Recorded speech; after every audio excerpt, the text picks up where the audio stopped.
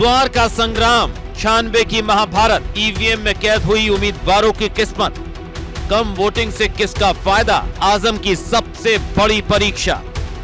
रामपुर के स्वार और मिर्जापुर के 96 में उपचुनाव का संग्राम खत्म हो गया है। जनता ने अपने वोट से मैदान में उतरे सभी प्रत्याशियों की किस्मत का फैसला कर दिया है। अब सब कुछ ईवीएम में कैद है, लेकिन स्वार में जिस तरह से कम वोटिंग हुई उसने कई सवाल खड़े कर दिए, क्योंकि जनता वोट डालने के लिए तो निकली, लेकिन उसकी भीड़ में तो रफ्तार नहीं थी जो पुराने मतदान के आसपास भी पहुंच पाए, क्योंकि शाम 5 बजे तक सिर्फ 42% ही वोटिंग हुई, जबकि 1 साल पहले जब स्वार में विधानसभा चुनाव हुआ था तब 70% जनता ने लोकतंत्र के इस पर्व में ईवीएम का बटन दबाया था। फिलहाल मैदान में उतरे दोनों उम्मीदवारों की किस्मत ईवीएम में कैद है। यहाँ पर पोलिंग स्टेशन पर अब ईवीएम्स को सील करने का काम शुरू हो चुका है। ईवीएम सील की जा रही हैं और जो मतदाताओं ने आज अपने मत का प्रयोग करके स्वार की जनता ने वोट के ज़रिए ये फैसला ले लिया है कि किसको वो विधायक अपना बनाएंगे। नतीजे जो हैं वो 13 मई को आएंगे, लेकिन आज जो मतदान रहा वो पूरे दिन शांतिपूर्वक मतदान रहा। हालांकि मत प्रतिशत को लेकर के कई सवाल उठाए गए कि मतदान प्रतिशत कम रहा, लेकिन उपचुनाव था तो जाहिर सी बात है मत प्रतिशत कम ही रहता है उपचुनाव में, लेकिन जो सुरक्षा व्यवस्था थी वो स्वार में कड़ी रही। अब सवाल ये है कि कम वोटिंग किसके लिए फायदेमंद होगी। क्या इसका फायदा अपना दल एस के उम्मीदवार शफीक अंसारी को मिलेगा या फिर सपा की अनुराधा को मिलेगा, क्योंकि कम वोटिंग का रहस्य गिनती से पहले कभी नहीं खुल पाया। लेकिन रामपुर में हुई कम वोटिंग के लिए सपा ने पुलिस को जिम्मेदार बताया।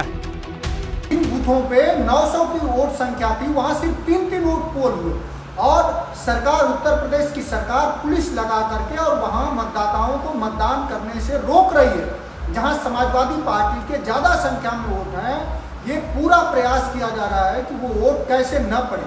तो ये देश जानना चाह रहा है कि क्या उत्तर प्रदेश की सरकार अब लोकतंत्र का पूरी तरह से नंगा चीरहरण करेगी। यहाँ त्रिकोणीय मुकाबला माना जा रहा है, जो भाजपा गठबंधन के प्रत्याशी हैं और सपा के प्रत्याशी हैं और एक पीस पार्टी के प्रत्याशी हैं। तो 2 महिला प्रत्याशी हैं और 1 पुरुष प्रत्याशी है, जिनके बीच में मुख्य मुकाबला माना जा रहा है। भाजपा अपना दल एस गठबंधन के शफीक अहमद अंसारी हैं और समाजवादी पार्टी से अनुराधा चौहान, तो वहीं पीस पार्टी से डॉक्टर नाजिया सिद्दीकी को यहाँ पर देखने को मिला कि इन तीनों के बीच में कड़ा मुकाबला देखने को मिला है। अब 13 मई को पता चलेगा कि जो नतीजे आएंगे कि स्वार की जनता ने किसे अपना विधायक चुना है।